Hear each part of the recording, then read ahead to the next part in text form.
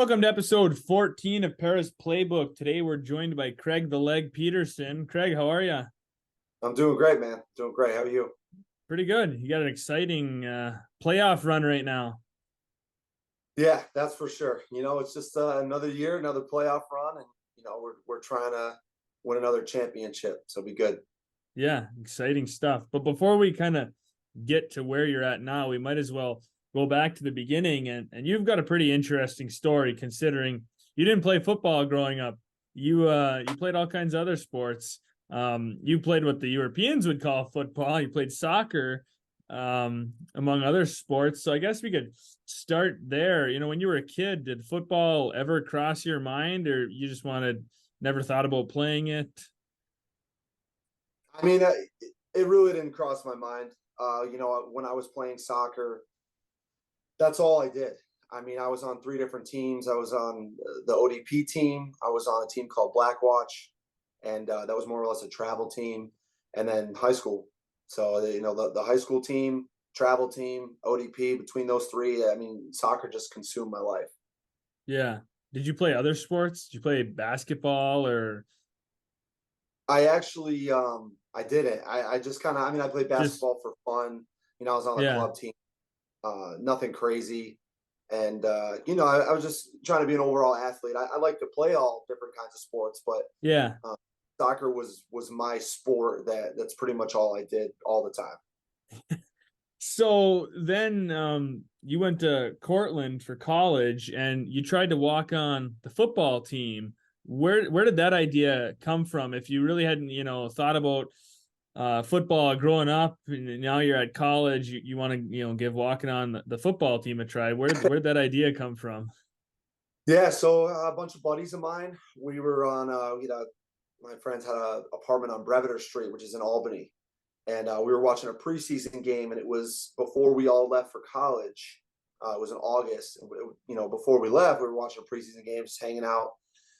And I believe Jay Feely was with the Jets at the time, and it was before our senior year, and he missed like three field goals that game, and one of them was a 50-yard field goal. I believe it was his third one that he missed was a 50-yarder, and I'm like, man, we're all just hanging out, just shooting the shit, and I just like, hey, listen, like these guys get paid millions of dollars to kick a football, and that's it. That's all they do. I was like, I can make a 50-yard field goal, and then of course, my friends, wanted to talk a little bit, and they were like, nah, you can't, nah, you can't. So I was like, we'll walk over to Albany High right now, and I'll hit a 50-yard field goal.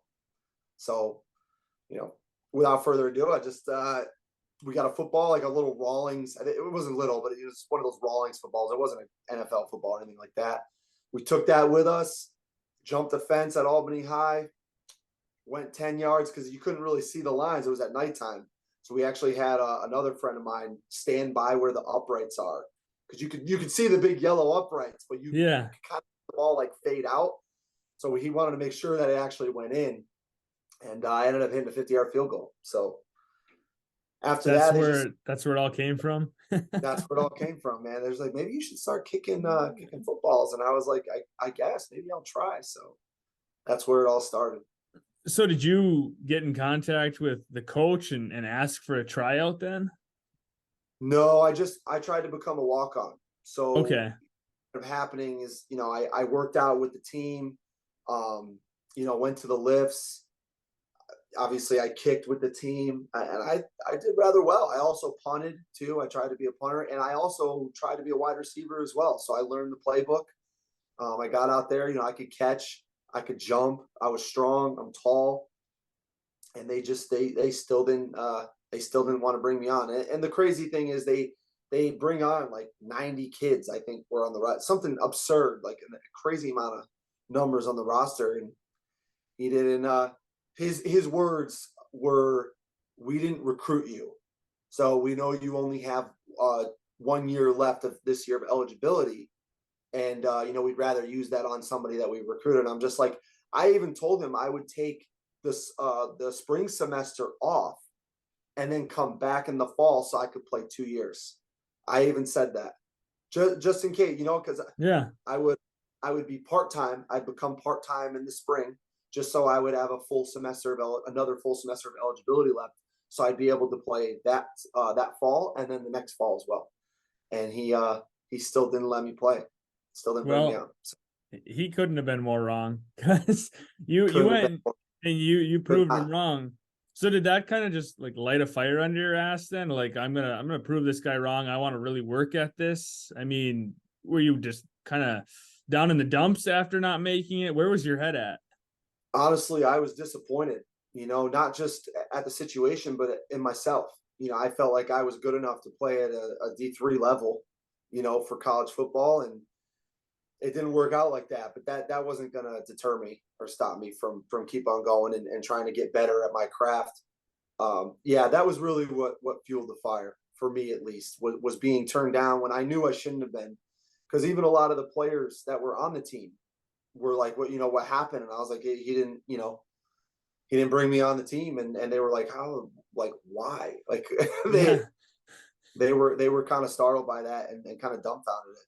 He didn't even sign it, like, bring me on the team. And it happens, man. These things happen. I understand politics way more than I did before, Mm-hmm. now that I'm playing for 9 years. And it's one of those things that you have to look at it and you learn from it and you get better. That's really all you can do. So, Yeah. control the controllables, and you can't really worry about all the politics stuff that goes on.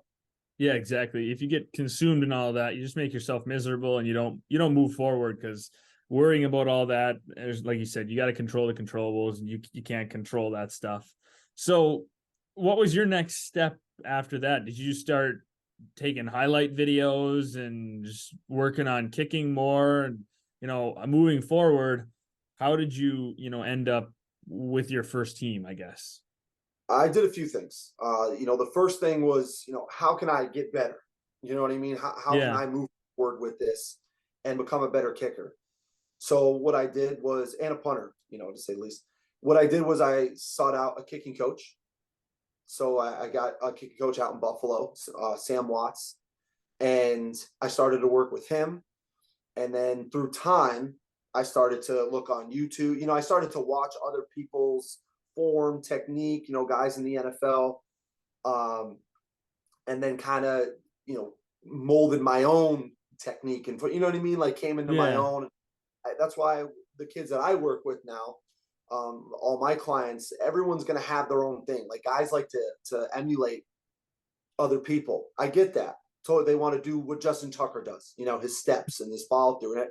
You don't have to do that. You want to be your own kicker. You know what I mean? You want to Right. have your own form and technique. It's nice to have good form and good technique, but do your own thing. You know what I mean? Yeah. Create your own. I know guys do this and over, and they have their little pregame or their situations they have in their head, what they say to themselves. Everyone's different. You don't always want to do what everyone else is doing. Create your own kind of method.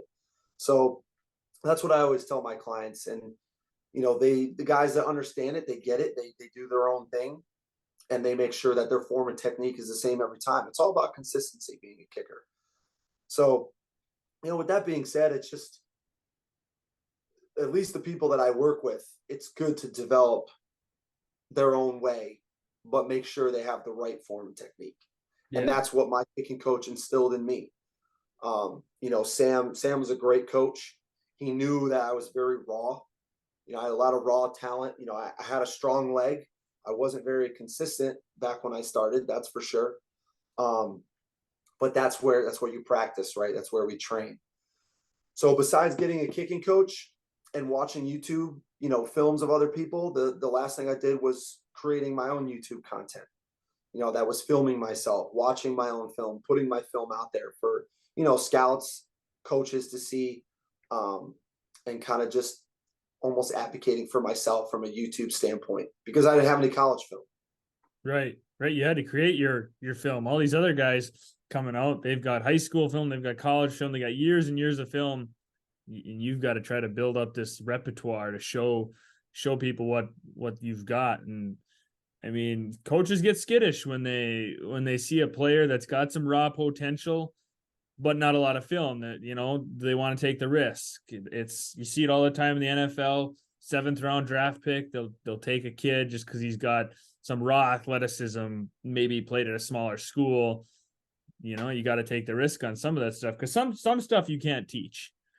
You know, guys, like, yeah, you can build strength, but it's easier to, I'm guessing, to work on. You know, if a guy's got just a cannon of a leg, you can tone in that accuracy.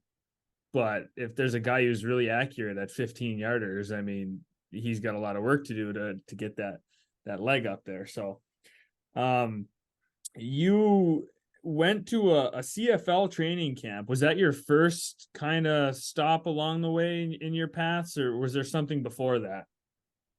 So before that even all happened, I just to get myself out there a lot more, my kicking coach and we talked about it. We had a 3-year plan. And within those 3 years, we were going to try and put myself out there as much as possible. Now that meant they used to have those NFL regional combines. I don't know if you remember those, but you could go to these combines, you pay $100, whatever it is, and you'll be seen by whoever's there. Really, you're kind of at the mercy, at who they have there. And there could be nobody important there whatsoever, but there could be a scout there. You never know. Yeah. But it would get, decent places. Like I kicked at the Houston Texans facility, their indoor facility. I kicked at the New York Jets indoor facility. Um, Places like that. I would go to these NFL regional combines. Unfortunately, nothing ever came of it. But I would also go to all these CFL open tryouts. So I had been to so many of those, and I used to travel a lot, like just to make these open tryouts. And I would drive everywhere. I would fly places just to go to these. And after a couple of years, I ended up moving to Orlando from New York, or out from Buffalo, because I ended up living with my kicking coach for a little bit, so I can train with him and kick in his backyard. He had NFL uprights with 60 yards of turf in his backyard. So I got really serious about it. I quit my job at the bank. I did kicking full time. I trained full time, and then I got a part-time job out there in Buffalo when I was out there. So like I said, I'm trying to tell all the kids this is like work ethic is huge. You have good Yeah. work ethic, you're going to go places, because if you put so much time into something and you have the right mindset, you could do whatever you want to do in life. I promise you that. That's why I always tell them never give up. You have to believe in yourself in order to do things, and have dreams, have goals and aspirations, and you want to try and reach them. So doing all that stuff, having that good work ethic, you will reach your goals. I promise. So that's exactly what I did. I knew I had to move. And what's the better place than Florida? You got all these teams. You got Jacksonville. You got, Orlando. You've got Tampa. You got Miami. And what I did know was that the CFL mini camps, at least some of them, they used to, not anymore, but they used to have them at IMG Academy, which is down in Sarasota. So I picked a spot in Orlando, and what ended up happening is they would still have CFL open tryouts down in Florida too. So I would go to those, and I actually got invited. My first stint, I got invited to the Winnipeg Blue Bombers mini camp, which was at IMG Academy in Sarasota. So that was my first stint. Then I actually got invited to the Edmonton Eskimos mini camp, which was IMG Academy, in the same year. It was in April of 2014. So I did well. I didn't get picked to go, to training camp, which is unfortunate. But I had a workout the year prior in December with the Ottawa Red Blacks, and I crushed that workout. Absolutely crushed it. And I didn't get invited to mini camp, but that's okay. I ended up getting a call. It was about April, March. So I believe it was the beginning of May. No, it was the end of May when training camp started, and a week had already gone by of camp. Ottawa Red Blacks called me. They said, we had a couple injuries. We would like to fly you in to training camp. That was my first real stint, was that, or at least training camp. Mini camps are, they're mini camps, but this was the real deal. It was training camp. And it's funny because I went up against Brett Maher. He was also brought in same time I was. I did great. We got to kick in front of the whole team. We got to kick in front of the owners. We got to kick, or the owner, Des Jardins. We got to kick in front of the coaching staff. And we both went 9 for 10 on our field goals. He missed from 55. I missed from 50. and my punting hang times and directions were a little bit better than his, and my kickoff times were definitely better than his with the hang time. So they talked to him first. I came over. They talked to me second. I thought I had it in the bag to go play Montreal, and for a preseason game. And they said I did good enough that they wanted to keep me around, which was good to hear. But they were going to go with Brett for the game. It's unfortunate. I understand he had 4 years of college football behind him, Division I at Nebraska. Totally understand. It's part of the politics. You can't beat that. So, but to me personally, especially with not making that D3 team, and now I've just gone up against toe to toe with a Division I kicker who obviously had a full ride. I knew I belonged. That was Yeah. when it all started. It was like, I know I belong here at the highest level, and obviously the NFL is the highest level, but the CFL is right there, man. A lot of those guys either played or went from the NFL to the CFL. So for me to know that was a good sign, at least for me to know that I could keep going, just keep following this dream and keep striving to be great. And you do have to fall in love with the process of being great. That's something I've always said too, and I believe in that, because that whole process, it took me from kicking that 50-yard field goal the one night with my friends to making a CFL training camp. You have to fall in love with the process, man. And I couldn't tell you how many hours and days and weeks, months that I put into getting just to that point, and then, being where I am today, it's just that it's so much time, so many years, just put into perfecting my craft. And, it's been worth it. It definitely has been. So that's how it all started, man. That was my first training camp. Unfortunately I got released after camp, got sent home. And after that I was like, I'm full head steam now. Yeah, right. You got just enough motivation, just enough confidence to keep you going, and push you forward. And you've had a lot of stops along the way. You've played in multiple different indoor leagues, the Arena Football League, the National Arena League, the Indoor Football League. And you've had a lot of success playing at that level of indoor football. You've won some championships. You've had special teams players of the year and all this stuff. So I guess we should maybe start by talking about some of the championships, because obviously that's what everyone wants. Everyone wants to win championships, trophies, and all that. Oh, yeah. So your first one, maybe we should start there. Yeah, so that was 2018. I was coming off a year where I was in training camp with the Hamilton Tiger Cats in 2017. I had played 6 games in the IFL with the Spokane Empire before that. I got invited to mini camp with Hamilton, did really well. They signed me after that, went to training camp.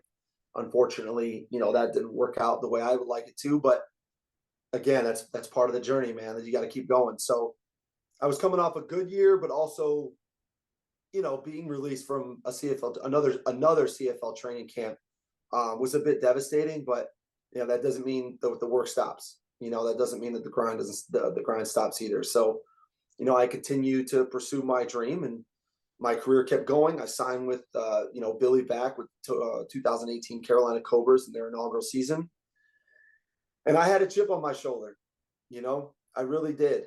I felt like I was at the point now where 2 CFL training camps under my belt, played a couple years in the AFL, which is, the highest league that there is in arena football. And I knew that I belonged there. I knew I at least belonged in the AFL.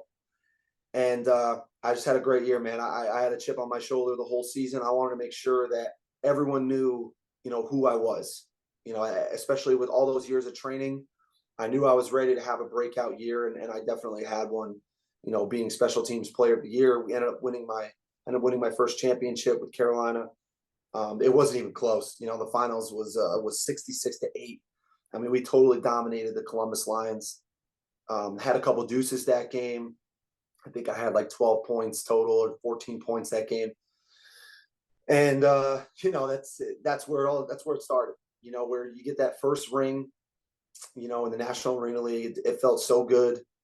But at the same time, you want more, and something that I've said before is I'm never satisfied. I always want to continue to get better, not just as, an athlete, but as a player, as a person as well. Yeah. So that was when it all started, man. 2018 championship.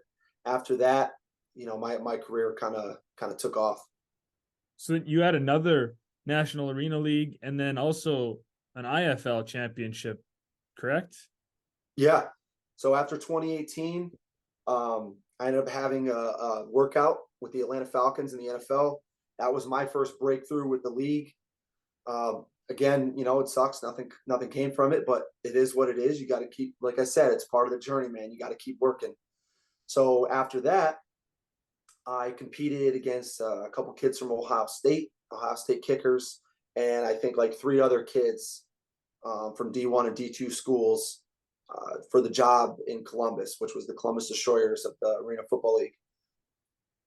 Won that job, deserved that job, and I'm glad that the coaching staff, statistically was going to pick the right guy. Because statistically in Hamilton, I was the guy that should have won that job, but that's not how it goes sometimes. Like I said, you can't beat the political game. So I was really fortunate that they went by that, standard for whoever kicker was going to make the team. And that ended up being me. I had a great training camp.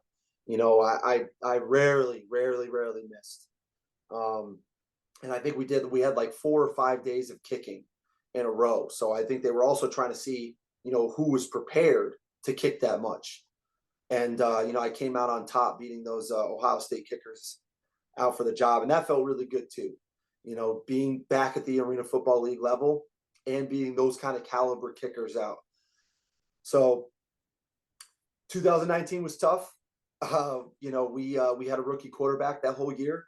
I had a good year, personally, like individually, but it is a team sport, and we just we struggled all year. And even though that's unfortunate, 2020 came around, and COVID kind of ruined that for everybody, and we didn't even have a season.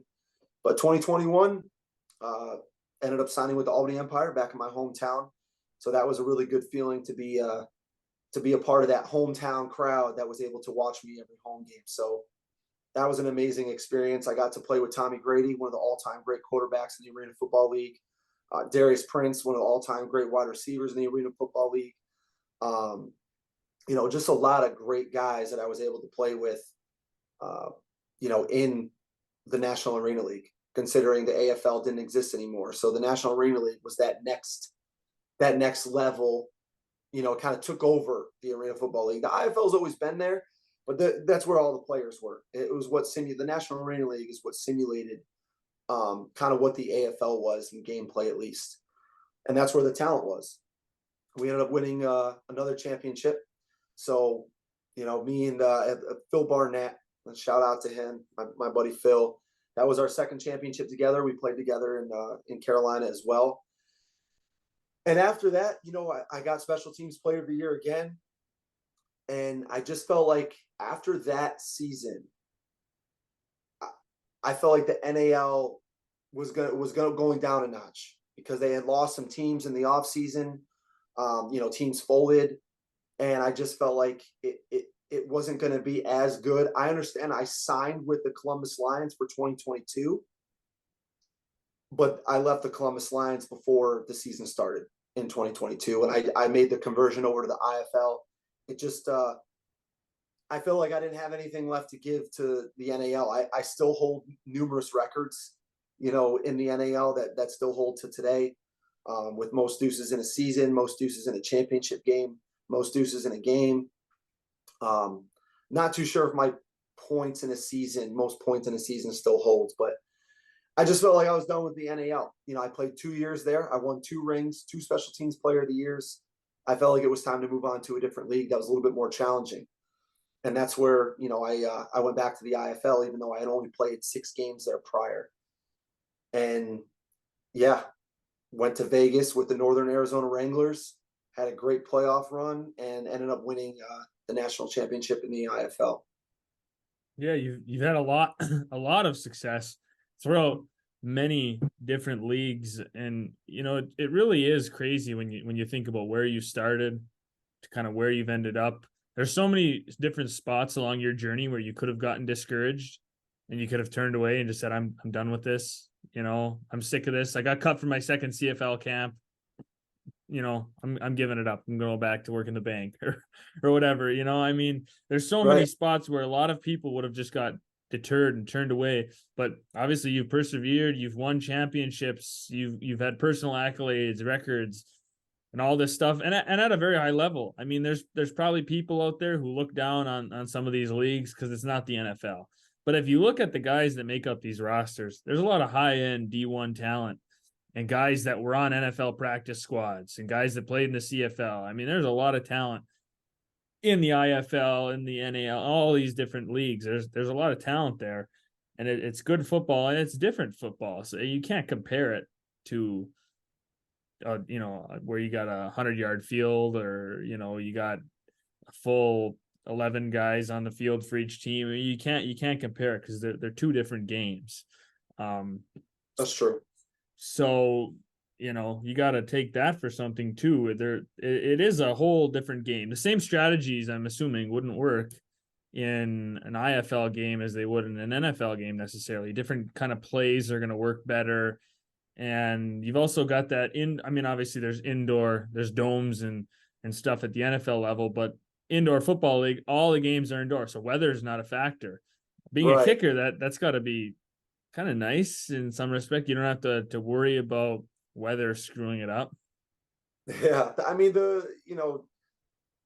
just to add on top of that, it's the 9 foot uprights. If you can kick on 9 foot uprights consistently, the outdoor game becomes so easy, so much easier. An Yeah. 18 foot uprights. And I tell people this all the time. I say, I would take the sleet, the snow, the rain, the wind with 18 foot uprights over no wind or any kind of element with 9 foot uprights, because Yeah. your margin of error is so much higher when you're inside. It just is. The snap's got to be good, the hold's got to be good. You have to be locked in.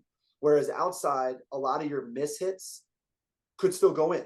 You know what I mean? If you miss hit a ball inside, it's not going to go in. Your Yeah. margin of error is too high in order for you to miss hit a ball and it still goes in. It's not practical. It's one of those things where you have to be dialed in and at that next level to be consistent in the indoor game. And Yeah. just to kind of piggyback on what you said earlier with persevering and just being determined, I had a crazy year last year. I don't think people realize how insane the year was, because I started, like I said, with the Columbus Lions. I had training camp with them in the National Arena League. And then I decided to go to the Massachusetts Pirates. They called me, made the switch to the IFL, played 6 games with them, did great. I was doing very well, and they decided to take Josh Gable back after he got released after like a day or two of training camp from the CFL team that he was with, and they decided that they were going to activate him and then keep him, even though I was told they were going to try and trade for him. So that's where the owner and the coaching staff were on different levels. And if guys know the situation in Massachusetts, they understand that the owner is usually going to pick sides with people who he's closer with. And I totally understand that. I don't own the team. He's the owner. So that was the decision that he made without letting the coaching staff know. And I was traded to Vegas. Didn't go to Vegas. Mike Davis was nice enough to release me and not RTR me, because I wasn't going to go out there. And I ended up signing with the Frisco Fighters a week later. And I went down there, and that whole situation I played 3 games with them. Billy Back told me that, you got to beat Bryce Crawford out for the spot when he comes back from IR. I said, that's fine. Come back. I beat Bryce Crawford out in a 1v1 over 3 days, which was the week. And then a day later, I got released. So it's just crazy with the political game. And I understand that the rest of the coaching staff wanted to keep him because he was there all year. But don't lie to me and tell Yeah. me that to get me to come out there to say that there's going to be a competition, because everyone knows I love competition. So to bring me out there, you Yeah. lie to me, say that if you have a chance to keep the job if you beat him after your stint here. with your 3 weeks, because he had to be on IR because he had to go to some wedding or whatever. And it's just not the way it works sometimes, man. You will be lied to sometimes. It happens. That's like I said, that's part of the politics. You can't win. You have to do everything that you can as a player, as an athlete, to control whatever you can control. So I did my part. I wanted to make sure that I went in there ready. I did. I wanted to make sure that I beat him. I did. I was still released at the end of the day. It is what it is. Then I signed with the Northern Arizona Wranglers, and look what happened. Yeah. That's God works in mysterious ways, man. He really does. And he does have a plan. And his plan was to put me in the right place at the right time. And that's exactly how last year worked out. It's so crazy because how those teams lost last year with the teams that I was on. Josh Gable missed an extra point in overtime against Quad City. They lost by 1 in overtime. Frisco, Bryce Crawford, I believe, missed a field goal. I think it was a 28-yard field goal to go up 10 instead of going up 7 in the fourth quarter.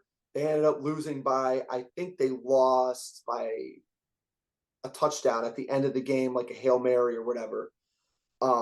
But the possession would have been different. You know what I mean? The possessions would have been different. So just crazy how those two teams, what happened, how it happened, and those are the two teams that I was on.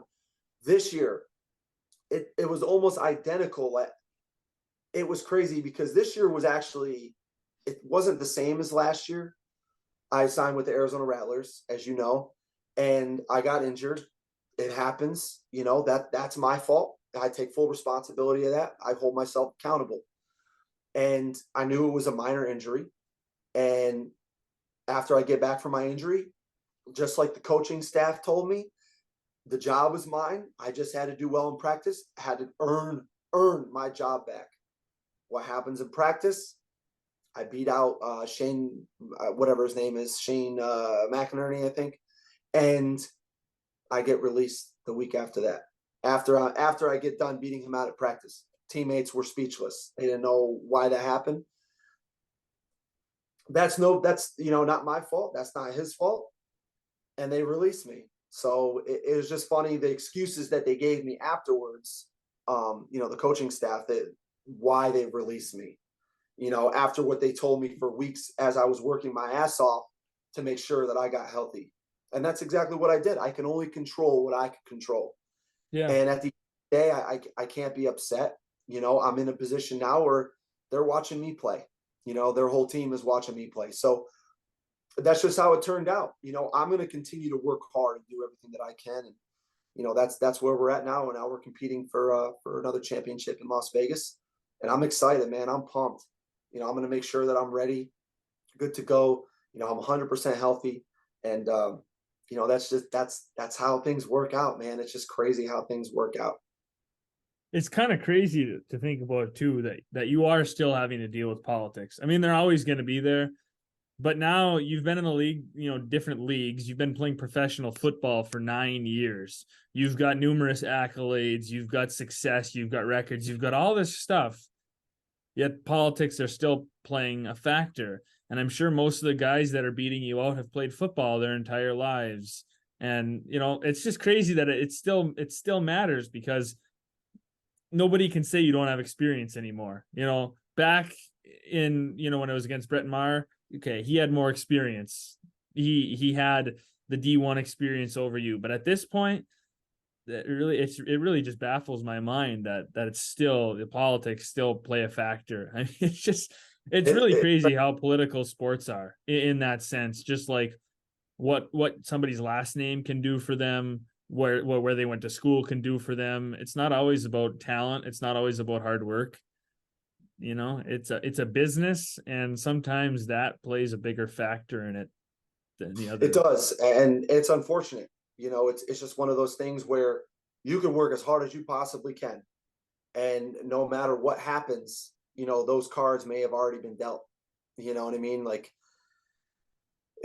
I always feel like it will come back to you. Obviously, I'm a man of faith, and I really believe that everything happens for a reason.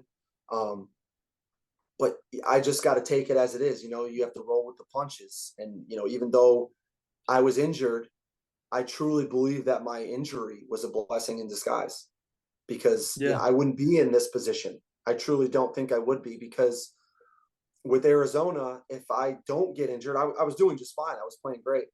And if I don't get injured, I stay there. You know what I mean? And then I'm still there. And obviously they lost in the first round to the team that we just beat on Saturday. So it's just, it's those things, karma will always come back and get you. Yeah. And for them to do me wrong like that is, like you said, it's part of the business. That's the business aspect, and that's on them. That those are, for me personally, it was just a bad coaching decision. But at the end of the day, for me now, it is what it is, right? I mean, those things happened to allow me to be here now. And if they didn't, I wouldn't be here. I'd be on the couch watching everybody else play still. So, I like I said, I have no ill will towards anyone. I'm just going to keep continuing to work hard and doing the things that I can do to stay healthy and stay ready and help this team win a championship. It's so true what you said too about, God having a plan. I mean, we can only see what's going on right now, but he can see the whole puzzle. We don't understand when things happen to us. You think it's the worst thing in the world right now. Oh my gosh, I can't believe I didn't get that job. I can't believe this happened to me. A couple months later, you look at the position you're in and you're like, wow, it all worked out. And it's so hard to trust sometimes. It really is, Oh yeah. because it's easy to get discouraged. And then when it happens, you're like, he does have a plan. He can see the whole puzzle. We can't.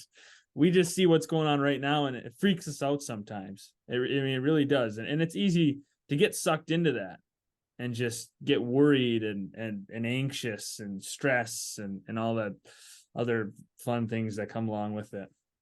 Yeah, that's part of the perseverance part too. Yeah. It comes along with that, because like we were just talking about, same thing last year. These things may happen, and they may not happen for the right reasons. But you got to overcome that stuff, man. You still got to stay ready. That is the one thing, even though we just kind of touched on it a little bit about, having that name, right? Or having so much experience. That is the one thing that will allow me to continue playing, is having that experience. If I don't have that experience, maybe I don't get the call to come into Bay Area. You know what I mean? Maybe that doesn't happen. But because, one of the coaches I did play with, won a championship with last year, played against him several times in the AFL when he was with the Orlando Predators and I was with the Tampa Bay Storm. If those things didn't happen, maybe I don't get the call. You know what I mean? So to have the kind of championship pedigree and the playoff pedigree that I have, it does, have some worth, some value. Yeah. So that does help in the long run, especially playing for so long and having that kind of experience. So it does help. It's just the coaches that don't value that as much end up losing in the long run, kind of like what happened in Arizona. Right. Yeah. It matters to somebody. Somebody believes it has worth, and they're the ones that are going to benefit from that. It's plain and simple. I agree.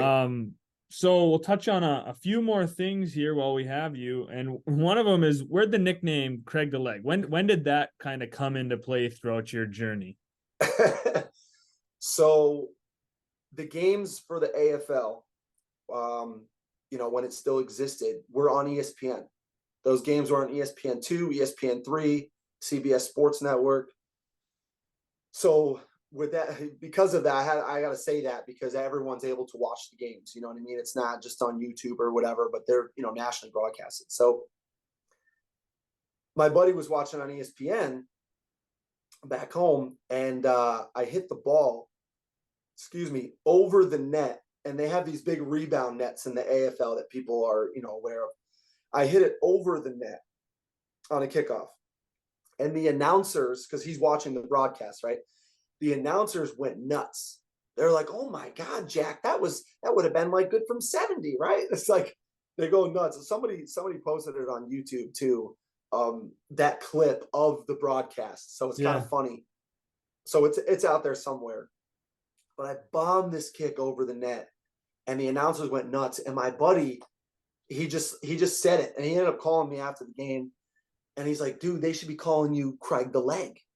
He's like, "Because you bombed it." He's like, the announcers were going nuts. They're saying, this guy's got a huge leg, and that's just where he came up with. He's like, "Dude, they should be calling you Craig the Leg."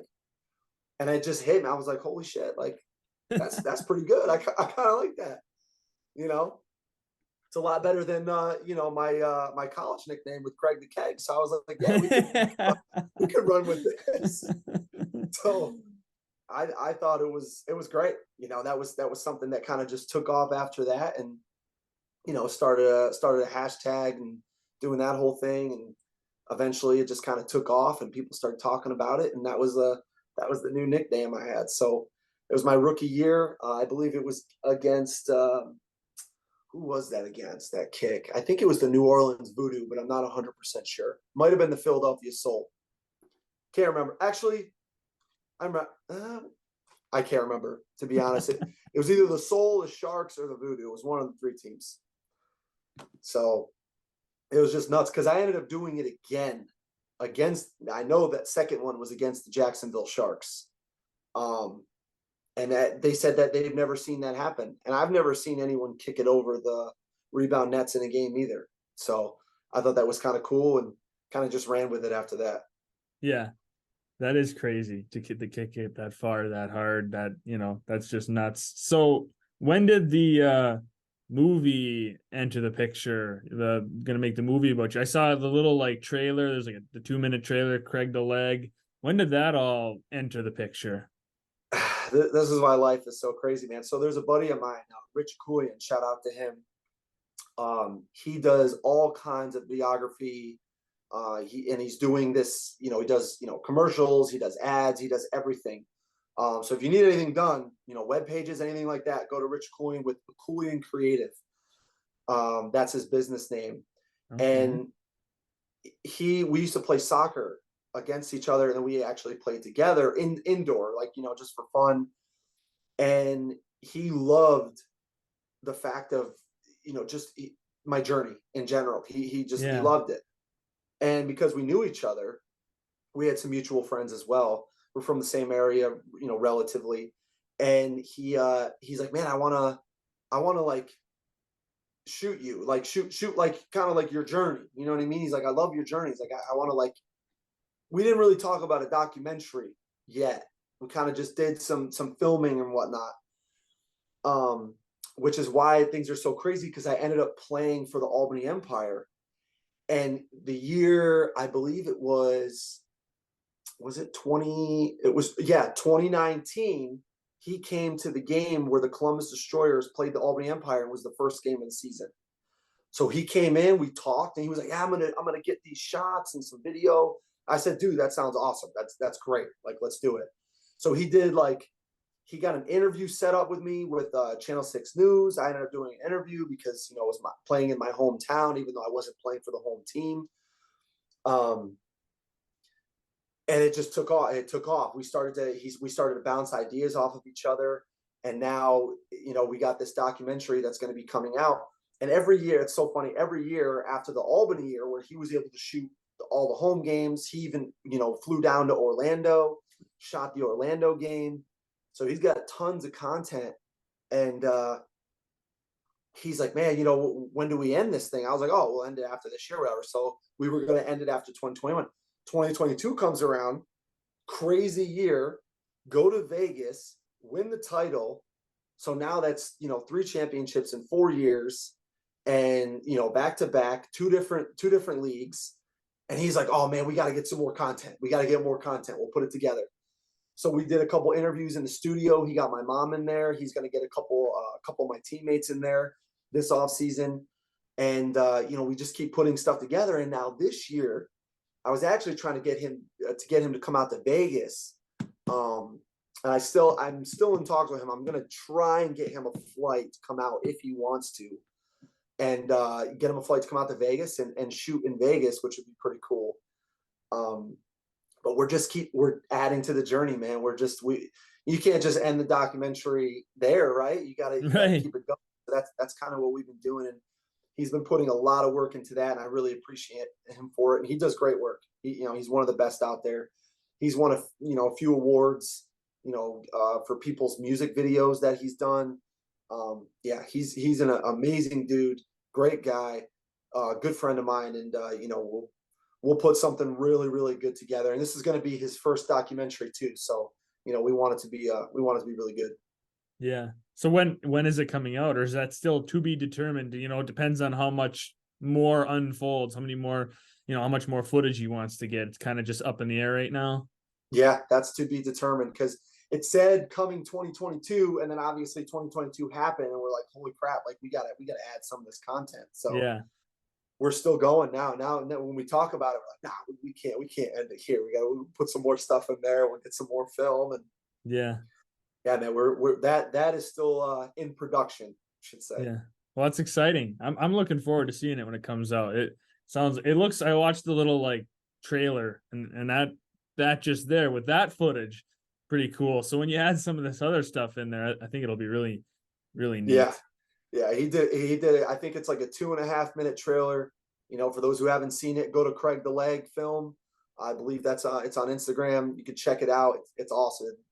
Just that two and a half, it's 2.5 minutes or 3 minutes, whatever it is. Just that clip alone gets me going. That gets me jacked up. I just want to run through a brick wall after seeing that. And honestly, it gets me a bit emotional too, because I don't talk throughout the whole thing until the very end. That's the only words that I have until the very end. And it does. It gets me a bit emotional because that's part of the journey, man. That's all this stuff. I'm watching these clips and this film and knowing where I started, literally from absolutely nothing to be in the position that I'm in now. It's incredible, and just to be a part of all these teams and making all these friendships with players, coaches, learning the game, and networking, everything, kind of building the name for myself and building a legacy. Um, I take a lot of pride in that. So, I do get a little bit emotional at the end of that because it's just like, holy crap, like I've gone through all this, and I know the ups and downs. It's been quite a roller coaster, but it's like we talked about, it's that perseverance, man. It's that dedication and determination to really just not quit and never give up and always believing in yourself. And, for all the kids out there, they can do the same thing, man. You just got to have that belief in yourself, that good work ethic and that drive. That's what it's about. Being determined. And speaking of running through a brick wall, you probably could run through a brick wall. I saw in that little 2 minute, 30-second clip, couple videos of you making some tackles on special teams. Maybe you should be playing linebacker instead. I don't know. You ever thought about making the switch? That's always been something I've taken a lot of pride in as well, is the ability to make it 8 players on the field on kickoff. Yeah. And I watch a lot of film, man. I watch a lot of film on the return game, my opponents, who I'm going up against, who's returning against me. Because I think one of the things, at least as a kicker, is you never want to get a kick return against you. That's a really bad feeling. And it's happened to me a couple times, and every time I make sure, and I'm like, that's never going to happen again. And it hasn't happened to me in a very, very long time. So I make sure that I'm another body on that field. There's not 7 guys on the field. I make sure there's 8 guys on that field, because everyone talks about how the kicker just kind of falls on himself, when a guy comes near him. And, like I said, I take a lot of pride in what I do, and, making big plays and making big hits are big plays, because you stop the momentum. Yeah. You can carry that momentum through as a team. If you get a kick return for a touchdown, holy crap, I'm telling you right now that the momentum you can have as a team, it just builds with a kick return touchdown. You know what I mean? Yeah. So being able to stop plays like that and making big tackles, is something that I love doing, and I enjoy it. Oh, and it's an important, I mean, like you said, if you didn't make some of those tackles, those would be returns. So, I mean, it's a really important tackle to make. It stops that momentum. It keeps points off the board. So it's an important skill to have as a kicker to be able to make some of those tackles.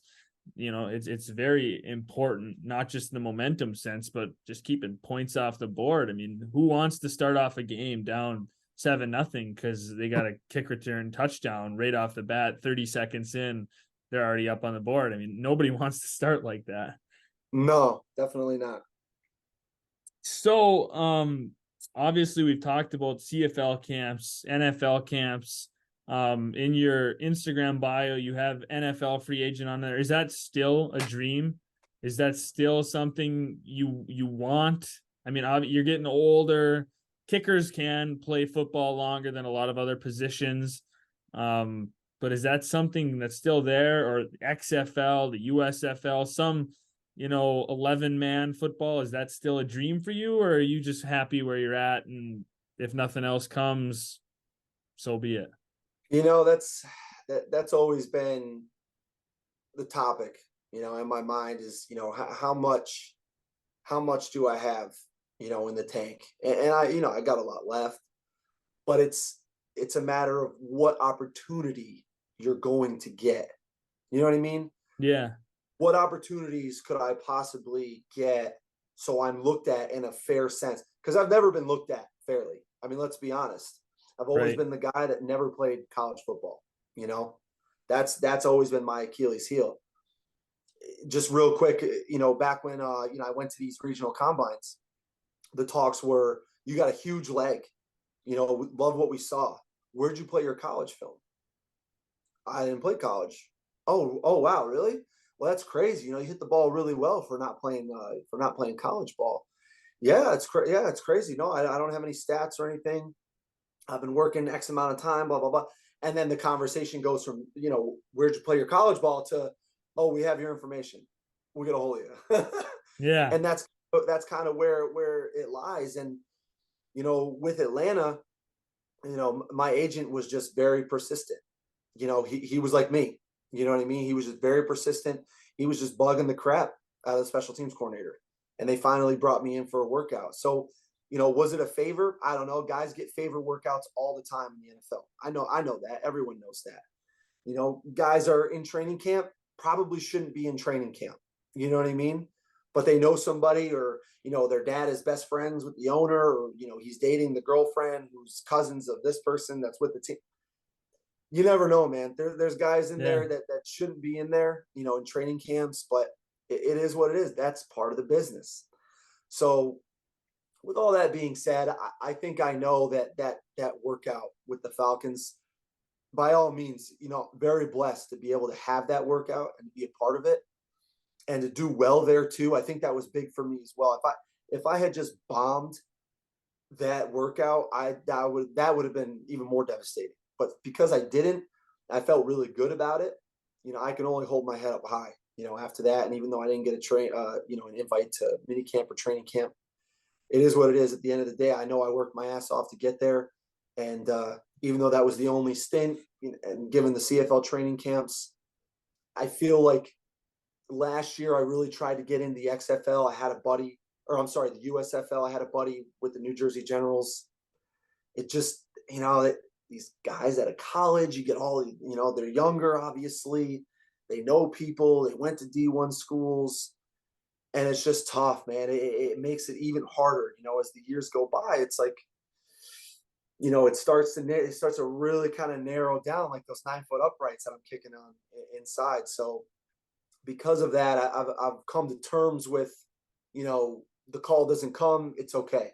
I've had a great career so far, and anybody would kill to be in the position, that I'd be in, starting where I started from.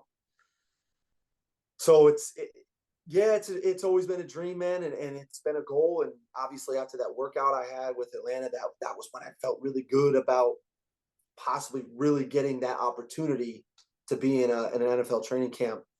And I think COVID really kind of screwed that up. COVID did not help any of that, because I really thought, at least I talked with my agent, and we really thought we were going to get some more interest, knowing that we did well. Even though I don't go to Atlanta, their special teams coordinator talks to other coaches, right? And hoping to get another workout in somewhere else and, compete and do really well and get in that way. And COVID did not help that, like I said. So, after that, and then, winning these championships, XFL, is it an option? Possibly USFL is an option. Possibly. I watch these games, man. I watch these kickers, and I know I can compete with them. But am I going to get the opportunity that they're getting? Probably not. But for me, I'm going to keep working as hard as I possibly can because that's the kind of person I am. That's how I'm built. So Right. regardless of what goes on in different leagues, I'm going to do everything that I can control, like I've always said. And that's what I'm going to continue to do. So is it possible? Yeah. Is it probable? Probably not. Hey, you never know. You really never know. I mean, there's so many. I'm sure there's a lot of things that have happened in your journey that you didn't expect to That's happen. true. Maybe, That's very true. and there's a lot of guys. There's a lot of amazing stories in sports. People who, at different leagues, they don't start playing in that league till well past the kind of rookie age. So Yeah. there's you see it in all kinds of these unique kind of stories. So you really never know. I mean, all you can do, like you said, is keep working, and if an opportunity comes, you jump at it if you want to, and that's all you can do. All you can do is what you've been doing, working hard and playing in whatever league, at the highest league you can. And it's good football. You've had a great career, but as long as you've got a little gas left in the tank, it's not over until you say it's over. And Right. that's kind of a big thing for I guess anyone to realize. Like, as long as you can keep going and you want to keep trying to pursue something, you got to give it a shot. It's really that's what life's all about. And it's not just sports, it's anything you're passionate about. Whatever it is that you're passionate about, you got to give it your all. If you really, there's so many people that if you just listen to, like, no, you're never going to make it. If you listen to that one person who told you you're not going to make it, there'd be so many people who aren't where they are today in just all walks of life. I agree with you. Well said. Well said. Because I agree with that 100%. So to end here, do you follow the NFL just for fun? You watch games at all, or is it hard because you're so focused on your own journey? It it's funny because I used to be a Dallas Cowboy fan growing up. With a couple friends of mine. We were real young. His dad was a diehard Cowboys fan, so we used to hang out all the time. We used to watch the games with his dad, and he used to be crazy. This guy's dad was nuts. So I thought it was hilarious. I'm like, man, this is fun. You know what I mean? Like to get this involved and be this serious. So I just became, a Dallas Cowboys fan because of my one of my best buddies and his dad.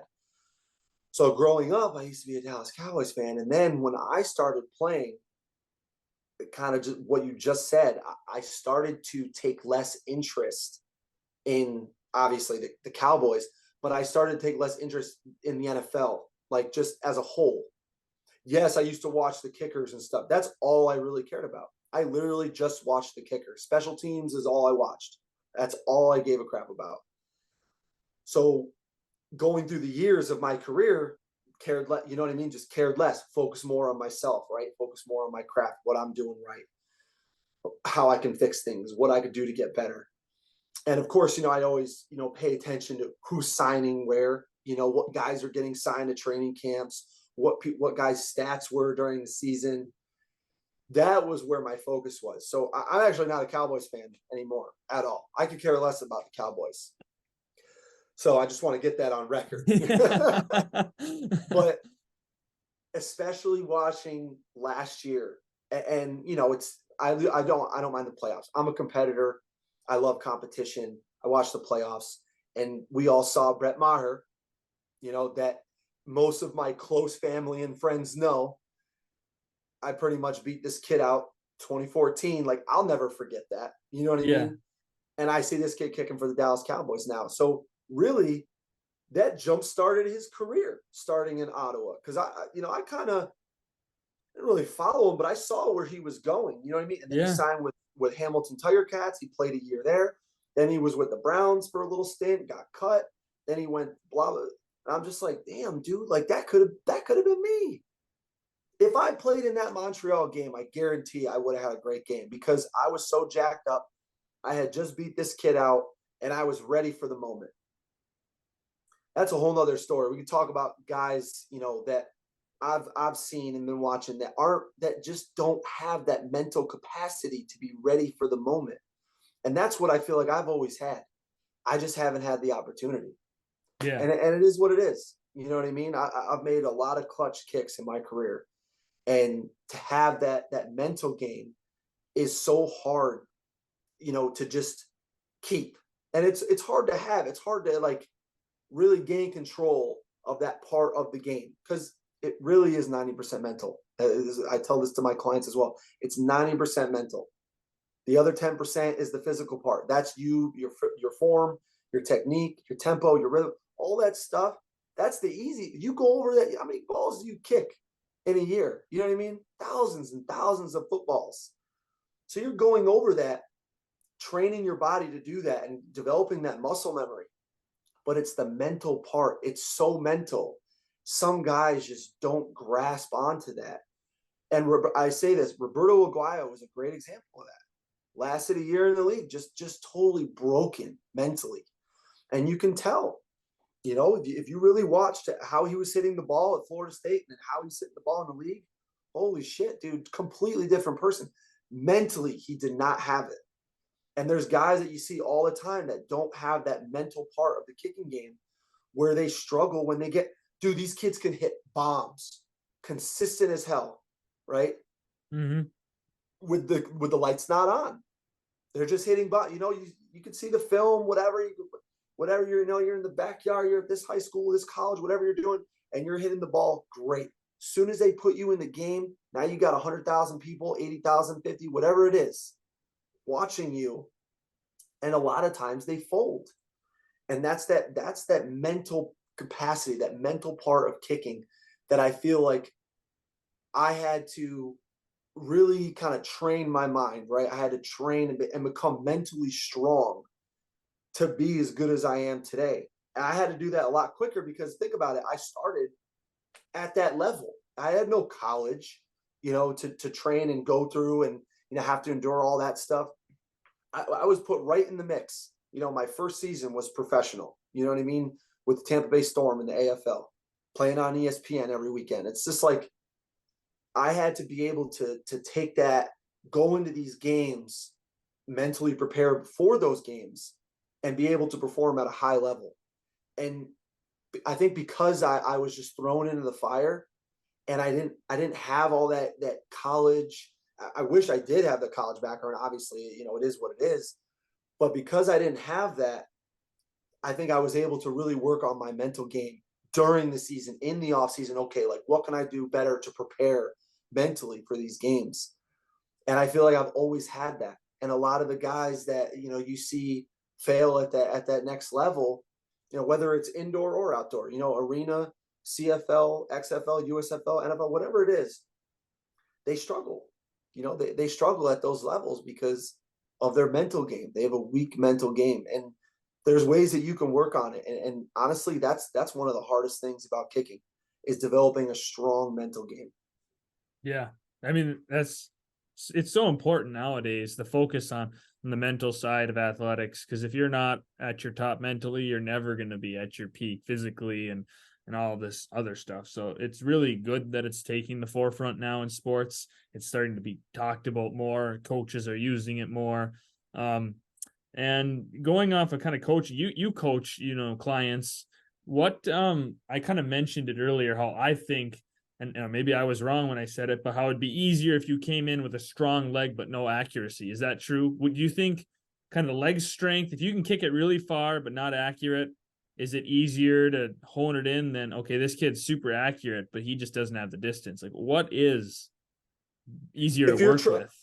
Yeah, if you're trying to get to that next level, and what I mean by that is like playing professionally, excuse me, you would want to be that kicker, just like you said, right? If I'm going to train them, big leg, not very consistent, kind of hone in on the little intricacies of what he's doing right, what he's doing wrong, hone in on that, right?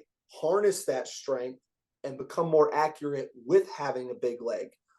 Because there's other kids out there that don't have a huge leg, but they're very consistent, right? It's not bad. I have a couple clients that are just like that. They are very, very, very consistent, and they're also dedicated to being a great kicker. That's that's the tough part. That's actually, I would consider myself that guy.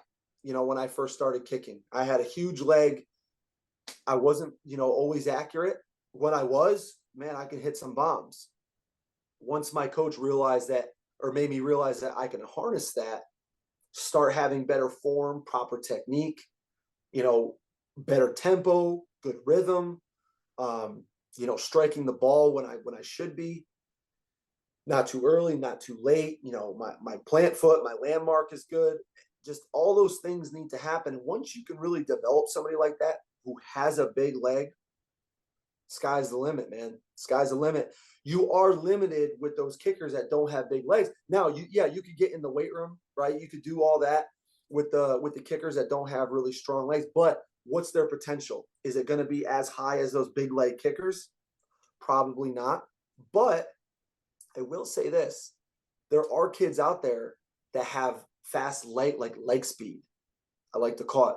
A great example is Justin Tucker. Justin Tucker has significantly fast leg speed. He's not the strongest guy, right? He doesn't look like the strongest guy, but he can still knock the crap out of the ball. So a really good kicking coach, I think you can develop either kind of player. You can develop the athlete who's smaller, not as built, who's maybe a little bit more consistent, but doesn't have the leg strength, because you can develop that leg speed, right? You can have that leg speed and you can still crush a ball 60 yards.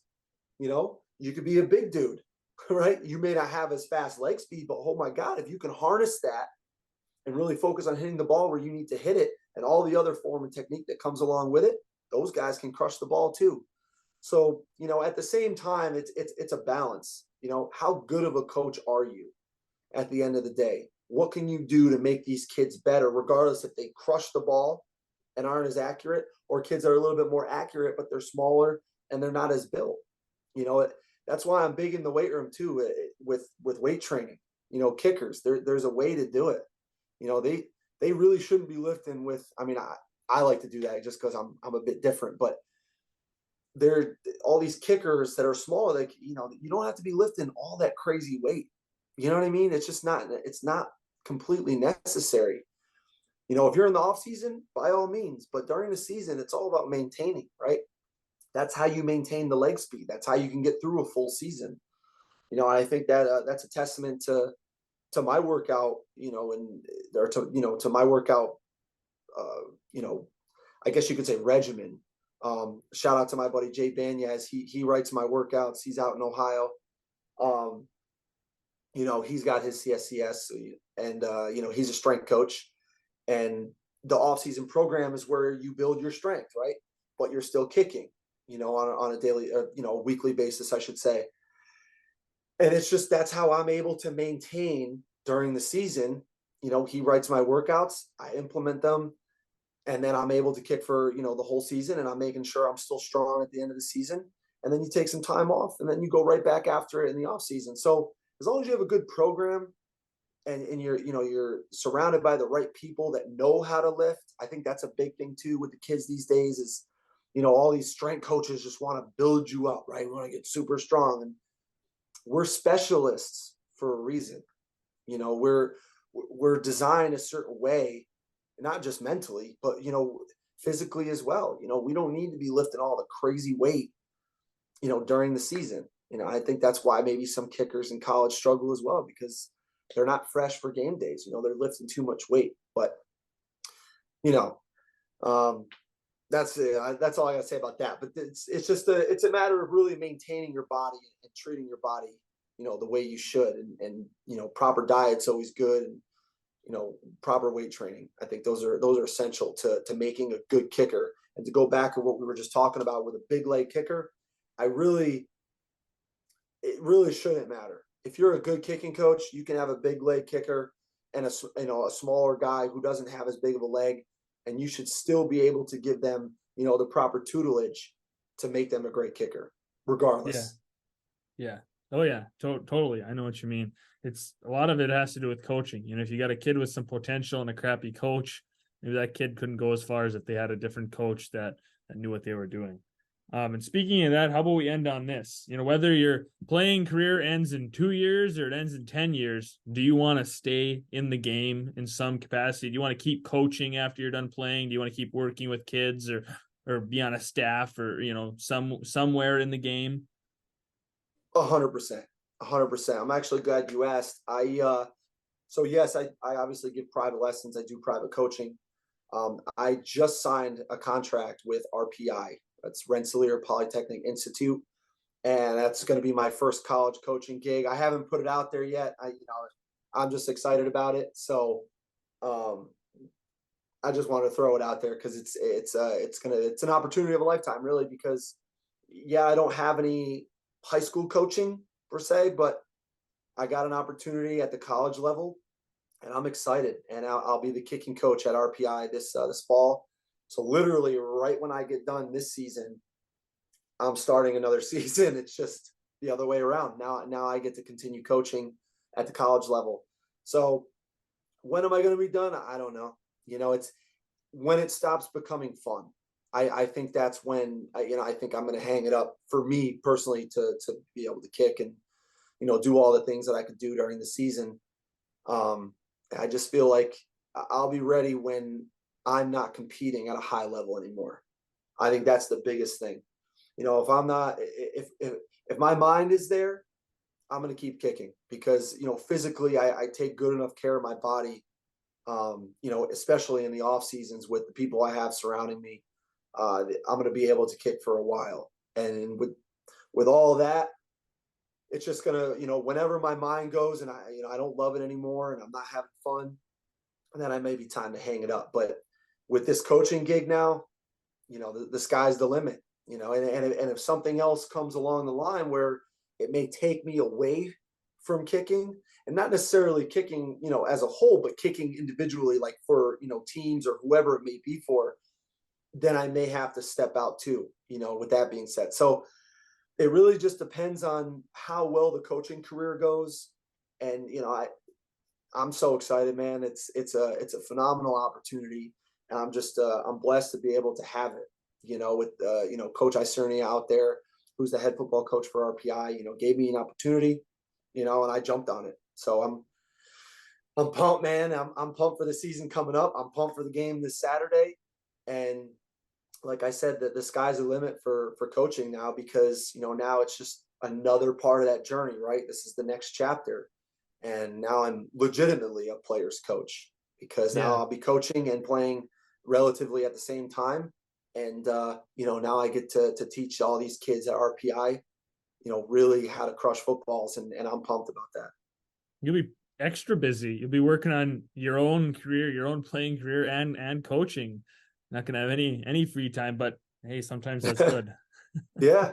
Like I said, as long as it keeps my mind fresh, Yeah. and I love teaching as well. So that it's just another part of the game because I'm constantly trying to teach myself, right?